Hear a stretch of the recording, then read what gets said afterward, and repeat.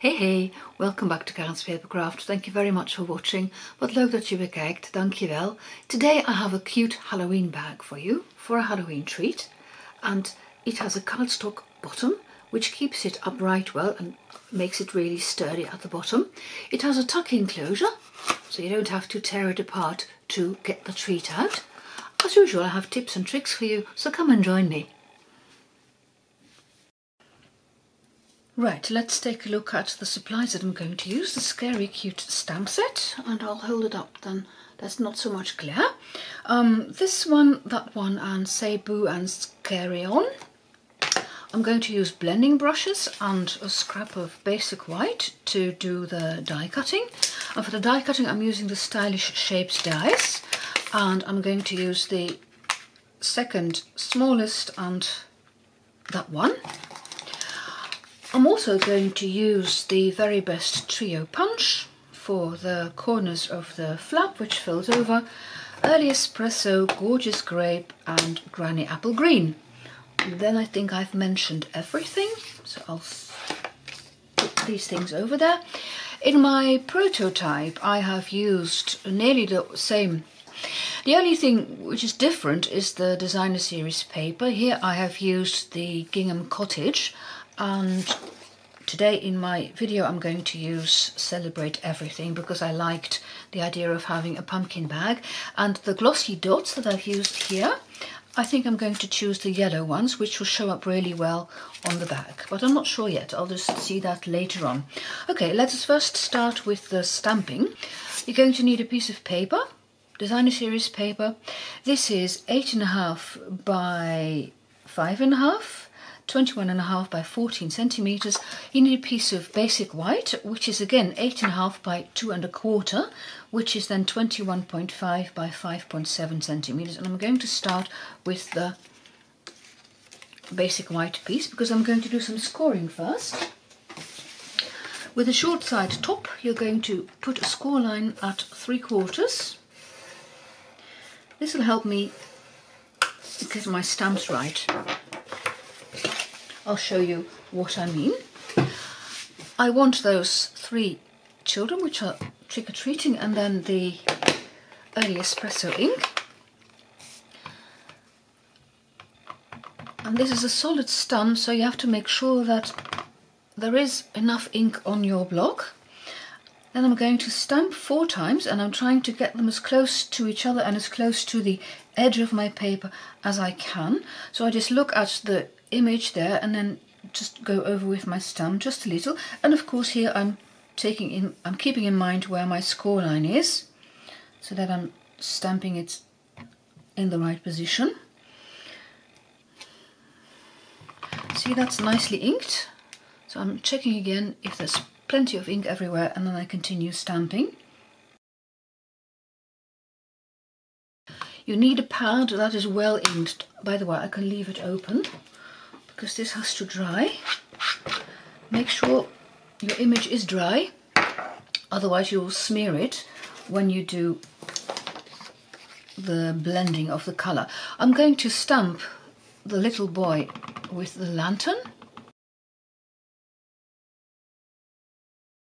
Oh, look, what did I do?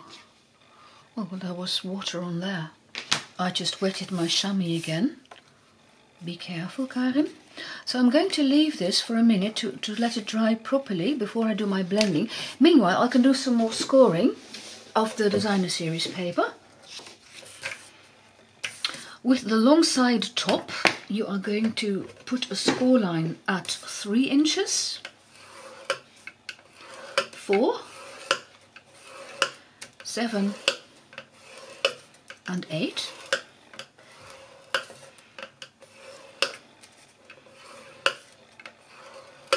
And then with the short side top you're going to put a score line at 4 inches.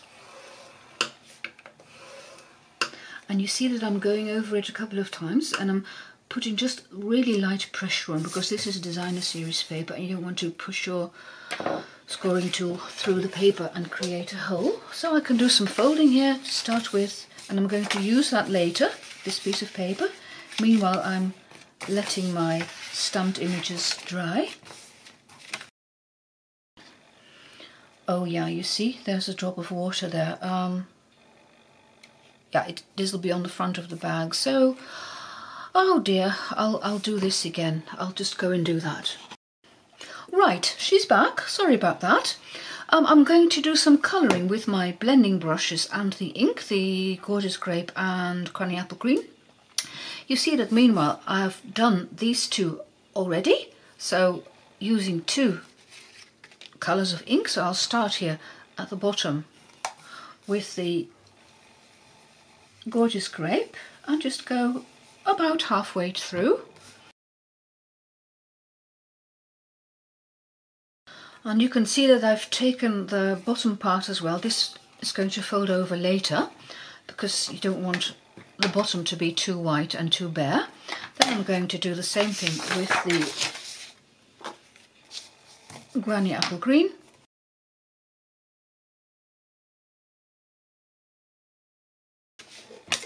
I'll continue with the scoring for the bottom part. We have already put in that score line at 3/4 of an inch, if you remember, and I'm going to do the scoring with a long side top in the same position as I did on the Designer Series paper. So at 3 inches, at 4, 7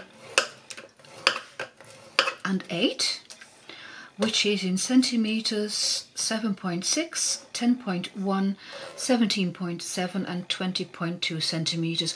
And all the measurements and all the information is on my blog and the link is below, so don't worry about that.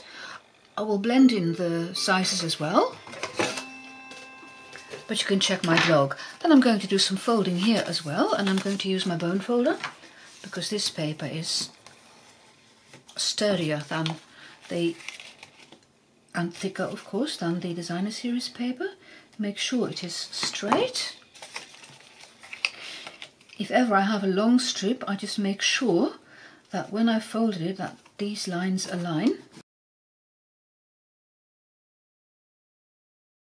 With a shorter piece it doesn't really matter, there's not much that can go wrong, but the longer the piece, the bigger the chances that you get a crooked score line, which you don't want in this case, because I'm going to fit this on top of that so that you get the cardstock bottom.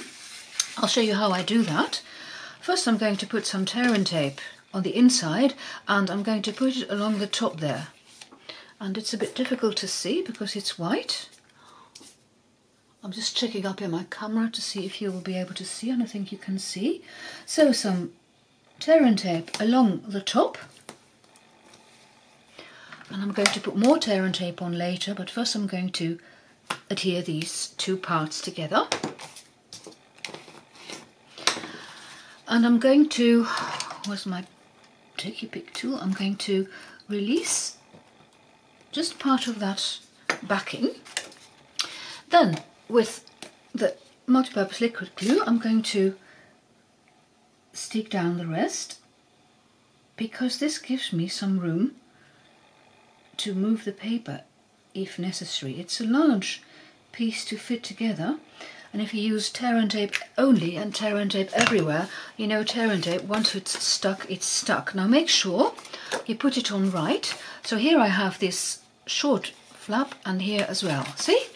Now then, I can put it on there and make sure that it is within the score line and that my edges end up in the right position, and then I can press down and have the glue adhere. And here you see this piece sticking out. Press down and this is fixed. See? As easy as that. Now we're going to do the cutting. I'll start with the bottom. Here you create a wedge there too. Then you cut up straight, and the narrow pieces, the small pieces, you wedge. So here too, 2 straight cuts, and you wedge these two.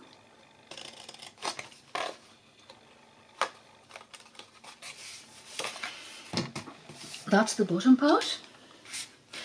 Then the top, you have this large piece, and I'm going to cut that up as far as the score line. Just a straight cut up. Okay, and I'm going to fold that flap in, and now I'm going to use my trimmer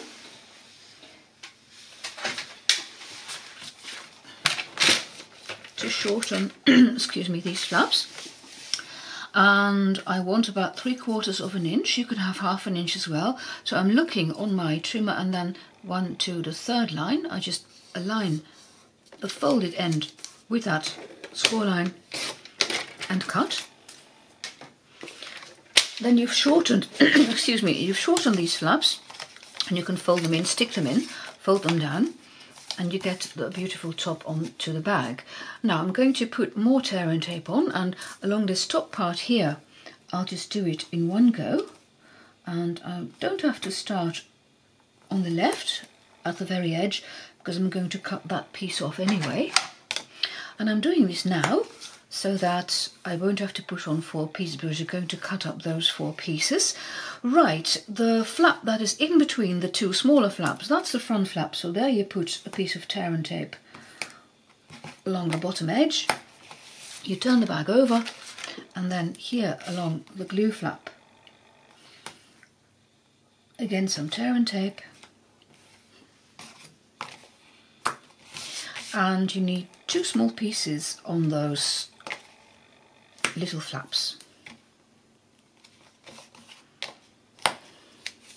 That's all the tear and tape that is necessary. With my bone folder, I'm making sure that it adheres well, and it also means that it's easier to get the backing off, I have found. Right, some more cutting along the top. You leave that one alone for the time being, and you cut up this one, and then you cut away the corner. So again, you wedge. You can also, when you can see really well where your flap is, do the wedging in one go. There's no need to cut up straight. So here you see I'm just cutting in at an angle and thereby wedging. That's all the cutting done. Again, I'm going to use my bone folder to go over the score lines, especially here at the bottom where the cardstock is, because it's thick now because of the added layer of designer series paper. And I already did that one, didn't I? I don't remember. Anyway, so make sure that they fold down properly, and I'm going to fold this over, and you see how the bag will come together. So I'm taking this end and pushing it down. Now your bag tends to move because of the thickness of the paper, so make sure that when you stick it down, you push it where you want it to go. That's important. And if you have bits sticking out, which I do here, ever so slightly, you can cut them off and make this edge just a bit more neat. Okay, so now I'm ready to fold it down. I remove the backing, and as I said, I'm going to push this one where I want it to go. So you have to look, and it's quite easy to see because when this part matches, the rest should match as well. See? Then with your bone folder. Oh, you know what I've forgotten? I've forgotten to do the corners, but I can still do it, no problem. If you push the bag flat, this would have been easier if I had done it while the bag was still flat, but okay, it works like that as well with the punch. And I could also have put my flaps in before I folded it together, but again, you could still do it now. I don't know what's wrong with me. This happens quite often, doesn't it? Oh, that's because I'm talking to you, I'm thinking about what shall I say next. It's like teaching, really. Well, I was a teacher, 43 years. And while teaching, it sometimes happens to you that you say to your students, oh, I'm sorry, but I forgot this or that. Because, well, there you're looking at your students. Does everybody understand what I'm saying? That sort of thing. So you're doing a couple of things at the same time. And perhaps there are days when I'm not really very good at that. So this is your bag. Right, then you can push in these two flaps.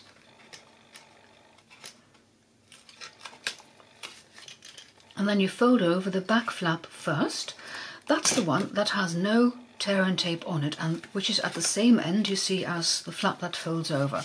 So you push those side flaps in, and then first you push over the back flap, fold it down, and I'm checking that there and there the edges match up, and then you can do the front flap.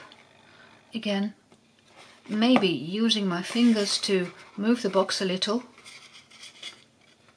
bag a little, so that it ends up straight. Then I'm going to push it in.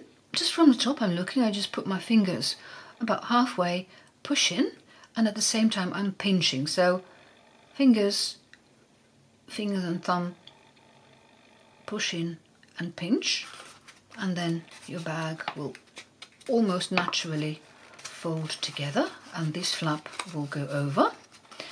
Then I'm going to show you how I made the closure and the Cebu and Carry On.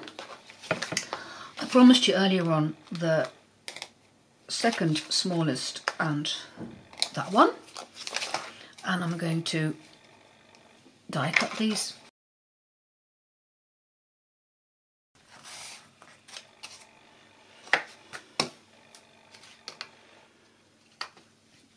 I'm going to use dimensionals and the sentiment just 2, one at either end.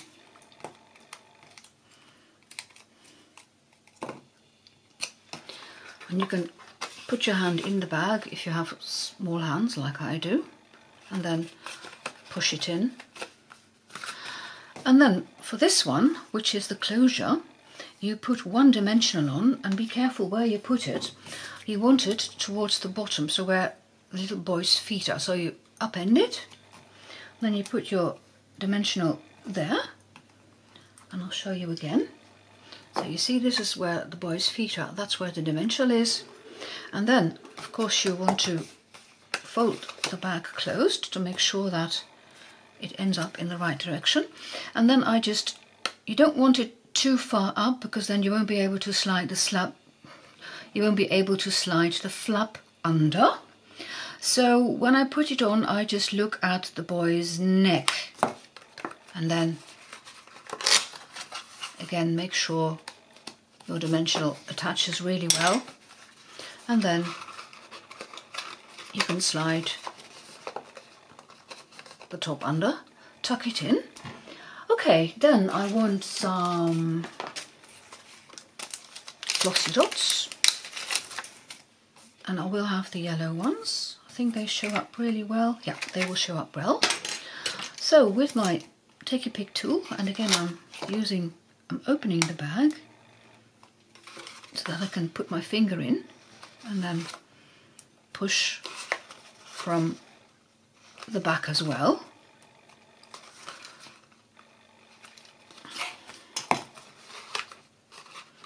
And I want some there as well. I was just checking, do I want more on? And I do. It balances it a bit. So you just pick them up with your Take Your Pick tool, and then it's easy to put them on. I see people do this with their fingers. I can't, frankly. I just use my Take Your Pick tool. Okay, so slide it in, and you have a pretty bag finished. And there's my other one to show you. You could also do it on solid cardstock, and I have to say I do like the coloured cardstock best. That's it for today. Don't you just love this cute bag? I love that it has a tuck-in closure that I don't have to destroy to get the treats in or out. If you enjoyed my video, why not click the bell icon and subscribe, then you'll be the first one to know when I have a new video out. Thank you very much for watching. Dankjewel voor het kijken and see you next time. Tot ziens, bye bye.